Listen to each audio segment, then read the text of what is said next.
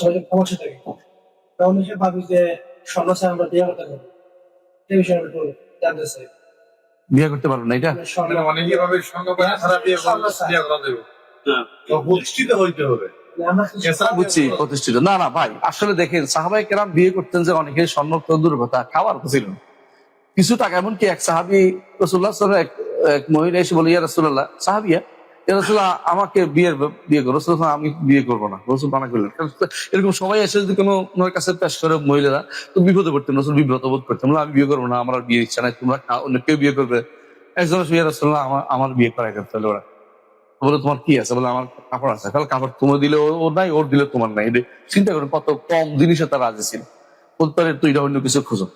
যাই বলো যে দুনিয়া খুঁজে আসছে আর কিছু পাই না, তাহলে কি কিছুই পাই না, শেষ পর্যন্ত কোরআন শিক্ষা দিছে, তারপর তারা বিয়ে দিয়ে দিচ্ছে। কত আপনারা চিন্তা করছেন কত কঠিন করে ফেলছে আমাদের বিয়েগুলো। এটা একটা সমস্যা। আপনি এত উঁচু যাওয়ার দরকার, আপনি দেখবেন দিনদারিতা, দিনদারিতা যেখানে আছে সেখানে তার উঁচু প্রবৃত্তি চাইলে আপনি বিপদে পড়বেন, সে কোনোদিন আপনারা ছাড়বে না।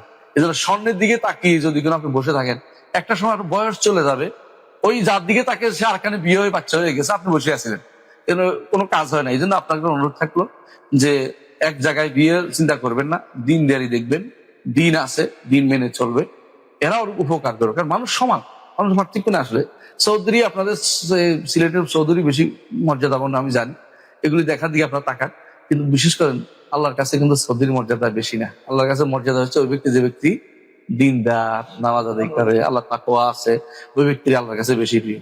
ওই মেয়েকে বিয়ে করবেন যে মেয়ের দিনদার, নামাজ আদায় করে, নামাজ বেশি কিছু জানার দরকার নেই, কিন্তু ছেলে বাচ্চাদের পড়াইতে পারবে, আলহামদুলিল্লাহ, কোরআন পড়াইতে পারবে, কোরআন পড়ে, এটা বিশাল ব্যাপার।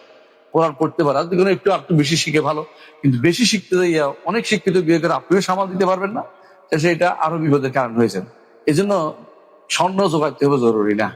যদি রাজি হয়ে যায় যারাই, তারা দিয়ে দিবেন, যেটা দিয়ে বিয়ে হয়। আলহামদুলিল্লাহ, অনেকেই আমি দেখেছি, অনেকেই বিয়ে করে খুব অল্প মাহারে বিয়ে হয়ে যায়, এবং তাদের জীবন অনেক সুন্দর হয়েছে। রাসূলুল্লাহ সাল্লাল্লাহু আলাইহি ওয়াসাল্লামের সাহাবীদের অনেকের বিয়ে ছিল একেবারে খুব অল্প জিনিস দিয়ে বিয়ে তাদের হয়েছিল। এজন্য বাড়াবাড়ি না করি। হ্যাঁ, সম্পদ থাকলে আপনি দিবেন, স্ত্রী দিলে আপনার লাভ আছে। লাভটা কি? সম্পদ কিন্তু তার থেকে নষ্ট করতে চায় না, সেও রেখে দেয়, এটা ভালো। না থাকলে জোর করে আমার রাখতে হবে, বানাইতে হবে, এত বেশি টাকা রোজগার করতে করতে একসময় দেখবেন যে আপনার আর বিয়ের সময় পার হয়ে গেছে। এটা যেন না হয়, আল্লাহ আমাদের বুঝাতে হবে।